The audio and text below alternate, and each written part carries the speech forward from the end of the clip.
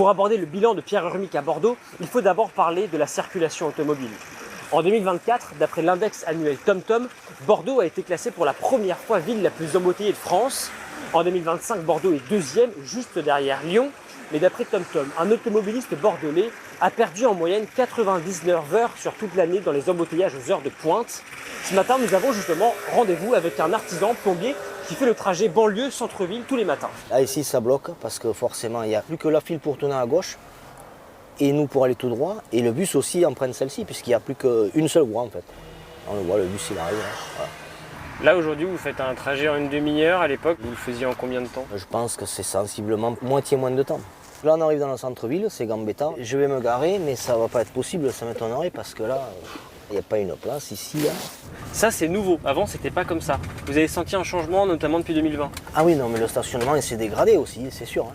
C'est 2 € là pour 1 heure et si admettons on passerait la journée. 34 €. Ah, donc pour vous c'est quand même un budget. Ah mais c'est sûr que pour la société, c'est énorme. Hein. À Bordeaux, cette politique de réduction de la place de la voiture est assumée. En 2020, 2 jours après sa victoire, Pierre Urmic disait même que l'on irait probablement vers une interdiction de la voiture à terme. Depuis 2020, le site de la ville de Bordeaux revendique 40 millions d'euros d'investissement chaque année pour piétonniser la ville, avec un objectif triple: favoriser et sécuriser les mobilités douces, offrir à tous les passants des espaces sécurisés et moins pollués, rendre les rues plus sûres, plus accueillantes et améliorer la qualité de vie des riverains. Moi j'ai 2 enfants, j'ai un gros vélo, c'est vraiment très pratique. Ouais, je gagne énormément de temps.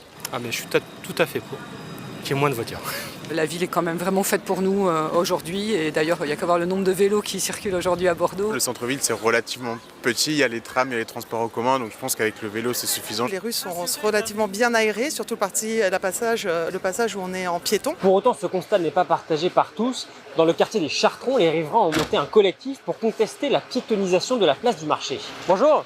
Bonjour Timothée. Ici avant il y avait une route qui était plus basse d'environ 40 cm par rapport à ce que vous voyez aujourd'hui de la dalle. Donc en fait ils ont remonté la dalle. Et donc si on voulait être totalement honnête, ce projet il est plus un projet de bétonisation que de végétalisation puisqu'on a tout le tour de la place avec 20 cm de béton coulé pour au final 10 arbres qui sont plantés. En 2022, la mairie a installé des bornes pour qu'il n'y ait que les riverains qui puissent rentrer dans le quartier. Du coup, ça voulait dire que nos amis, nos familles ne pouvaient plus avoir accès à nos domiciles en voiture. Mais le plus important pour nous, en tout cas un des points vraiment saillants, c'est regarder les coûts de travaux. On est à 1 650 000 € de travaux sur une place qui a été refaite à neuf en 97. Personne ne demandait rien pour un projet de végétalisation de 3%. D'après le site internet de la ville, Bordeaux compte aujourd'hui 60 000 arbres de plus qu'en 2020. Des chiffres qui interpellent le collectif Amédée Sacré-Cœur et l'association Aux Arbres Citoyens. Bonjour. Enchanté. Michel. Merci de nous accueillir.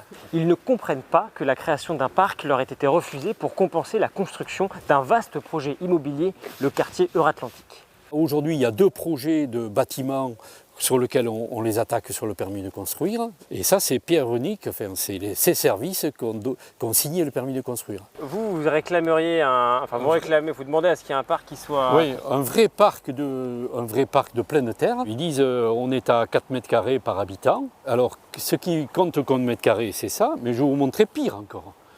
Ici, si on va voir, au milieu de ce bâtiment, voilà, il y a une sorte de couloir, effectivement végétalisé, mais bon, c'est pas un parc. Et donc c'est là qu'il pourrait y avoir soit, tel que c'est prévu dans le projet, des grands immeubles, ou alors soit un beau parc arboré en fait. On a obtenu un parc d'1,2 hectare, mais le souci c'est qu'il va être complètement entouré de bâtiments qui vont être tout autour et très haut.